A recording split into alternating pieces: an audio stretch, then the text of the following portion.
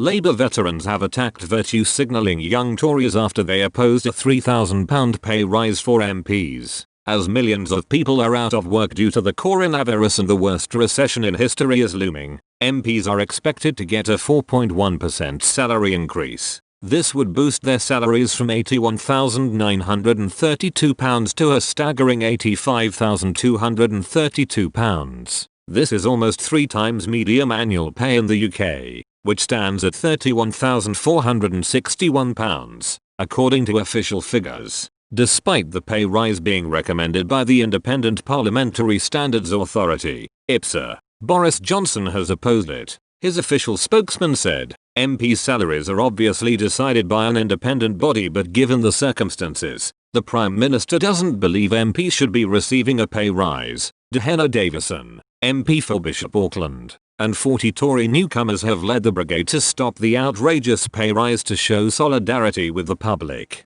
But now, Labour veterans have lashed out at the Conservative MPs, with one dubbing them pious, hair-shirt Tory newbies. One MP said, "Of course we don't think jacking up MPs' pay at such a time is appropriate. But some of these new Tories have to remember that in the wake of the MPs' expenses scandal, it was agreed that we would no longer decide our own pay rises. It's done independently and we have to respect that process." The MP outrageously declared MPs need to have a substantial pay rise in order to afford the luxury of owning 2 homes, one in their constituency and one in London. He told the Mail on Sunday, "Some of these newly elected MPs are quite young and they may have had a big pay rise when they got in. But they have to realise that being an MP means for most of us maintaining 2 homes or accommodation, one in the constituency and one in London. And that can be expensive." Another veteran added, "I suspect some of these younger MPs feel they can be all virtuous and self-denying, as some of them may have just had a big pay rise when they became an MP." However,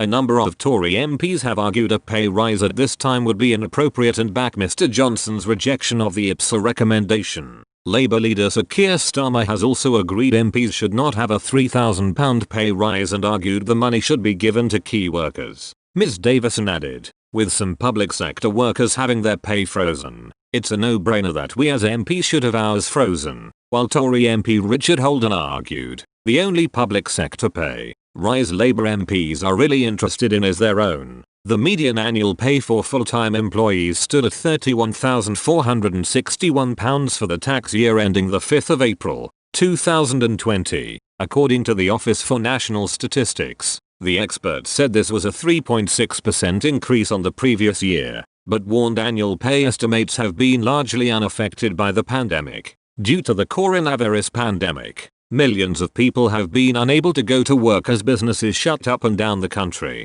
In August, Chancellor Rishi Sunak warned hard times are here as the UK economy crumbled into the worst ever recession. Mr Sunak said, "I've said before that hard times were ahead, and today's figures confirm that hard times are here. Hundreds of thousands of people have already lost their jobs, and sadly in the coming months many more will. But while there are difficult choices to be made ahead, we will get through this, and I can assure people that nobody will be left without hope or opportunity." This marks the first time in 11 years the UK has entered into a recession.